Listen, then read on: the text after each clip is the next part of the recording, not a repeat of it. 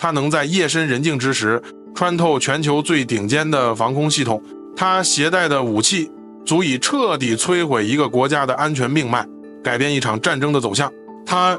就是美国空军 B-2 轰炸机，单价造价20亿美元，堪称史上最烧钱的飞机。这个一展50公尺的空中巨无霸，到底是怎么在雷达面前消失的呢？今天咱们就来扒一扒这架彻底改写轰炸机历史的空中幽灵 B-2 隐形轰炸机，看看它到底藏着多少黑科技。时间回拨到1970年代中期，一部分军用飞机设计师已经开始探究一种可以规避制导武器和雷达探测的新技术，也就是我们今天熟知的隐身技术。1974年，由美国国防高级研究计划局牵头，提出研发低可探测型飞机的项目，最初选定了美国的诺斯洛普公司和麦克唐纳道格拉斯公司进行深入研究。此外，已经研制了 A-12与 SR-71 黑鸟高空侦察机的洛克希德公司，也凭借其丰富的经验和技术积累，在稍后加入了该项目。时间回到1975年，冷战气氛降到冰点，美苏之间已经到了最剑拔弩张的阶段。一架架 B-52 重型轰炸机在战略空军基地严阵以待，每一架都携带着足以抹平一整座城市的火力。他们要么在空中巡航，要么处于随时起飞的待命状态，一旦警报响起，几分钟内就能升空。这些大家伙正是美国核威慑体系中的关键一环。这些轰炸机会从德克萨斯州的谢波德空军基地起飞，每年的飞行航线虽然略有不同，但大体都会经过加拿大的北极地区、阿拉斯加、格陵兰岛以及地中海等关键区域。但问题也随之而来，苏联当然不可能坐以待毙，他们迅速构建起一套当时堪称世界顶级的防空体系， B-52 根本无法存活。美国空军非常缺乏针对苏联的空中威慑平台。正是在这样的背景下，先进技术轰炸机计划，也就是 ATP 计划正式登上历史舞台。目标很简单，但几乎不可能完成，那就是造一架能像幽灵一样能悄无声息穿过苏联防空网的轰炸机，在敌人还没反应过来之前就把炸弹准确送到目标上空。这听起来简直就是要造一头隐形的大象。不过其实早在1970年代中期，一部分军用飞机设计师就已经开始探究一种可以规避制导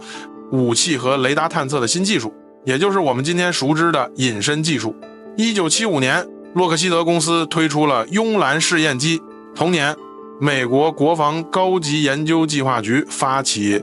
实验生存能力试验台项目，洛克希德和诺斯罗普与麦克唐纳道格拉斯公司为主要参与者。随后，麦克唐纳道格拉斯公司最先退出了该项目。到了1975年11月，诺斯罗普公司与洛克希德公司分别获得价值150万美元的演示合同。到了1976年，洛克希德公司的外幽兰试验机成为获胜者，该机型最终演变为 F-117 夜鹰隐身战斗攻击机。同样是在1976年，美国国防高级研究计划局又推出了战场监视飞机试验项目，诺斯罗普公司推出了莫兰试验机。该机型的大量测试工作均在美国的51区完成。虽然莫兰并没有被采用，但是源于该项目的许多先进技术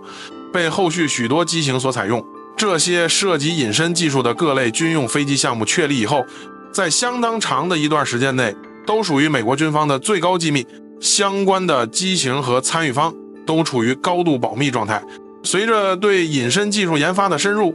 美国军方开始计划将此类技术应用在远程战略轰炸机上，因为只有这种空中装备可以充分维护美苏之间的战略平衡。因为核威慑的核心逻辑只有一句话：你如果敢打我，我一定能还手。如果苏联确信自己能一口气端掉美国的轰炸机群，那么先发制人的诱惑就会急剧上升。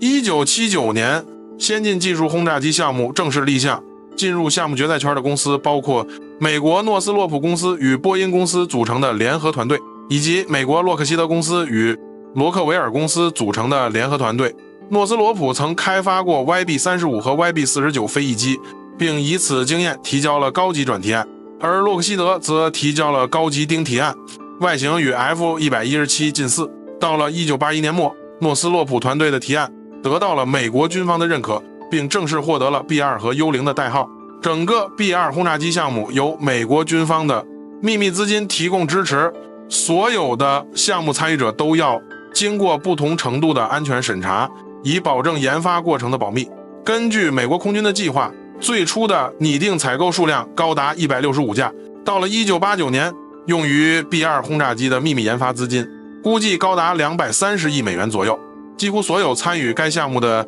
科研人员和采购渠道都经过严格保密和层层伪装。可以确定的信息是， B-2 项目的主承包商为诺斯洛普公司，主要的分包商包括美国波音公司、休斯飞机公司、通用电气公司和沃特飞机公司。在整个1980年代中期， B-2 都处于绝对机密状态，除了核心参与者之外，几乎拒绝来自任何方面的消息窥探。即使来自美方高层的问询，都难以获取 B-2 的任何实质性数据。到了1988年末， B-2 进行了首次公开展示。即便如此，整个参观过程也受到严苛的控制。1989年7月， B-2 进行了首飞。然而，来自美国内部的反对也令 B-2 项目受到了相当的冲击。这种冲击最大的影响是采购数量。由于耗资高昂，美国空军的拟定采购数量从最初的165架削减到132架，而后又减少到75架。到了1990年代初期，整个采购数量最终被限定在20架，外加1架原型机。当时每架 B-2 的单位成本就接近6亿美元，每年的基础维护成本也需要将近1000万美元。随着时间的推移，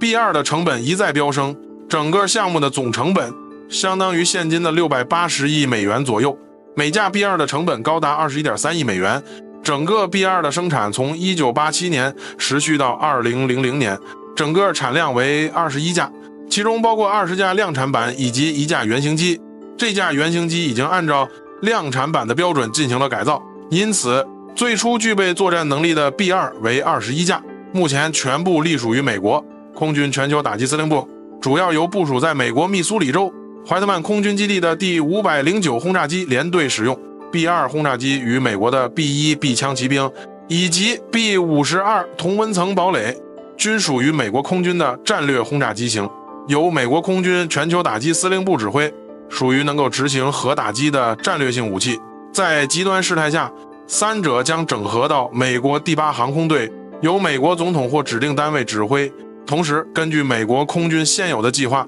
由于预算安排，原本计划服役至2058年的 B-2将会于2036年启动退役工作，反而是维护成本更低的 B-52将继续服役至2050年代。未来 B-2将逐步被美国下一代战略轰炸机型取代， B-21的时代也将正式到来。但即便如此， B-2 轰炸机的开创性也是无可比拟的。虽然 B-2的飞翼设计其实很早就出现了雏形，但要真正落地应用到武器上，背后也是无数的努力。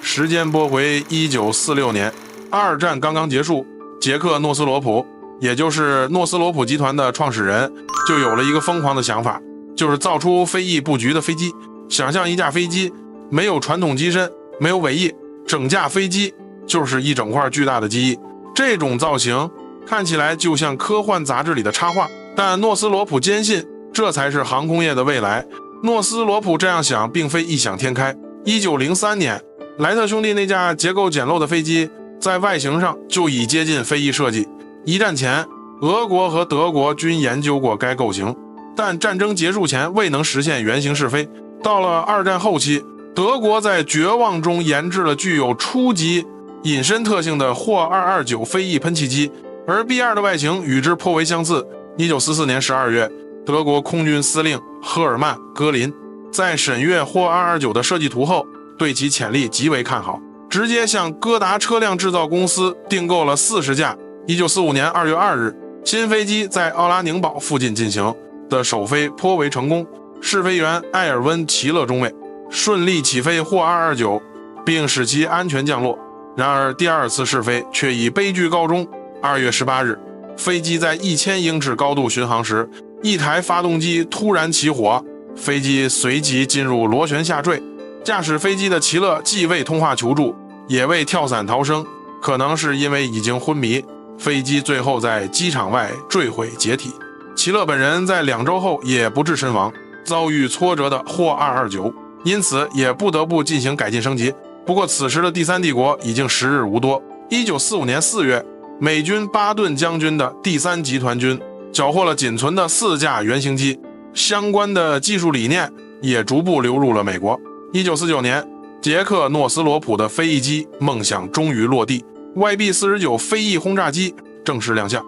这是一架喷气动力的巨型飞翼机，翼展接近50公尺，是毫无疑问的空中巨无霸。设计理念领先时代太多，但问题也同样致命，这就是当时还没有足够成熟的计算机控制系统，没有尾翼，稳定性几乎全靠飞行员硬扛，飞起来就像踩着独轮车走钢丝。最终美国空军对它失去了耐心。1949年，军方直接下令销毁所有 YB-49，这也能看出美国国防部在技术路线选择上有多么激进。但真正的好戏还在后头。时间快进到1978年，美国空军正式重启 ATP 计划，那些曾被埋葬的飞翼就像浴火重生的凤凰，迎来了自己的第2次机会。这一次，诺斯罗普不再是孤军奋战，他们手里有几十年的技术积累，更有几乎无限的政府资金支持。这一次，他们要把天方夜谭真正变成现实。先从外形说起， B2 的造型确实像是从科幻电影里直接飞出来的，但它绝不是为了好看。这种布局有2个决定性的优势：第一，雷达反射截面小到离谱；第二，空气动力效率极高。对于一架需要跨越半个地球执行任务的轰炸机来说，这点至关重要。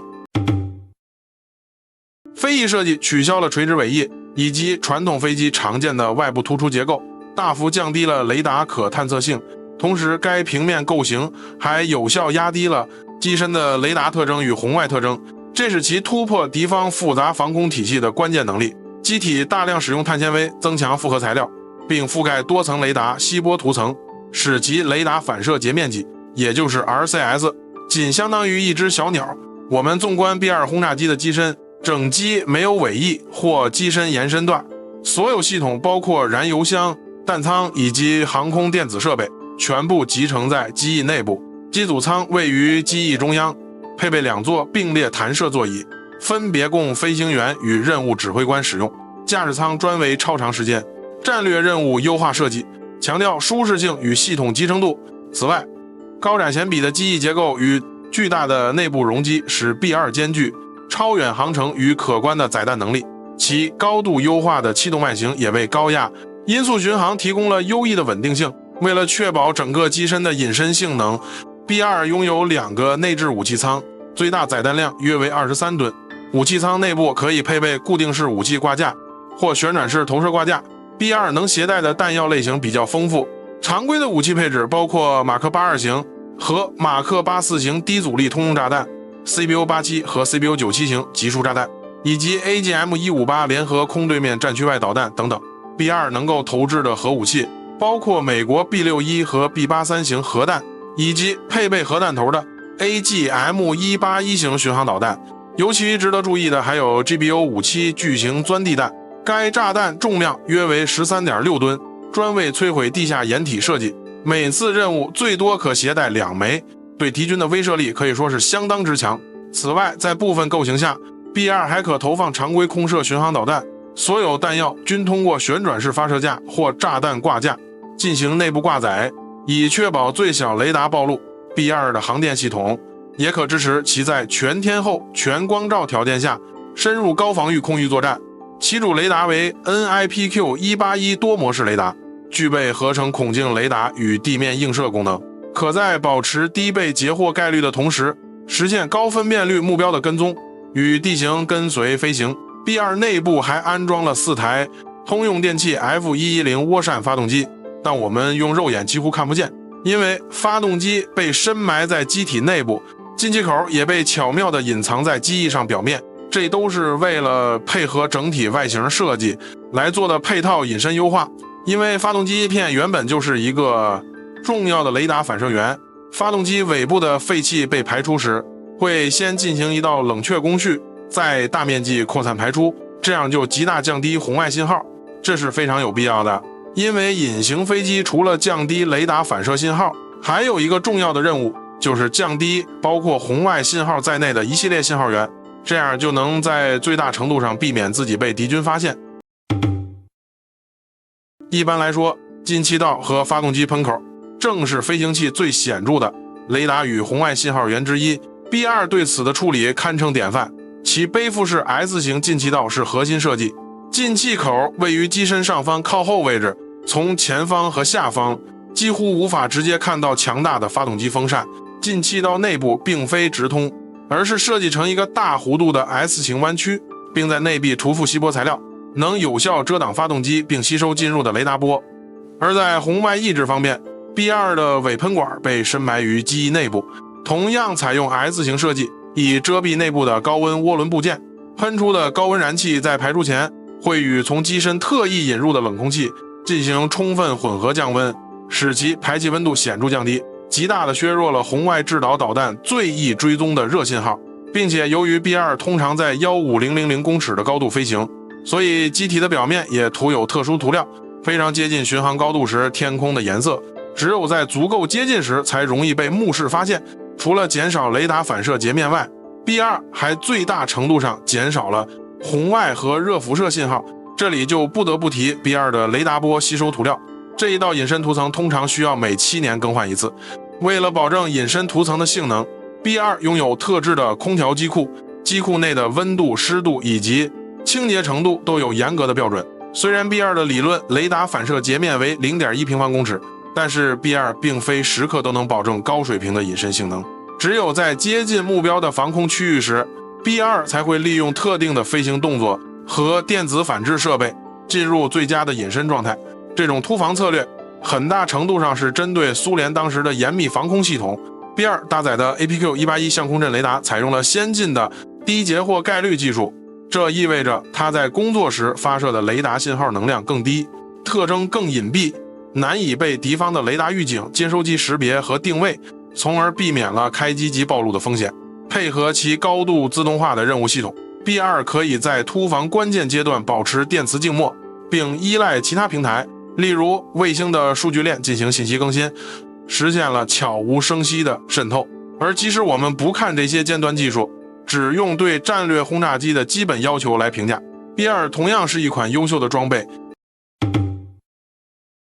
其实从某种意义上来说， B2 轰炸机之所以成功，正是因为将它的基础性能同样优秀，即使在不进行空中加油的情况下， B2 加满一次油也能飞行超过11000公里。这是什么概念呢？大致相当于从美国纽约起飞，直接飞临莫斯科，到达之后油箱里还能剩下足够再绕红场飞几圈的燃料。其之所以具备这样的性能，就是因为冷战时期的需要，战略轰炸机一定要具备直接进攻苏联腹地的能力。如果再配合空中加油，那它的作战半径几乎可以覆盖地球上的任何一个角落。这意味着什么呢？意味着 B2 可以在全世界大部分雷达毫无察觉的情况下，跨越半个地球，出现在任何一个敌人的家门口，然后在防空部队还没反应过来之前就投放弹药悄然离场。可能有人会说， B2 并不是 B1 那种强调速度的轰炸机，在高空巡航状态下，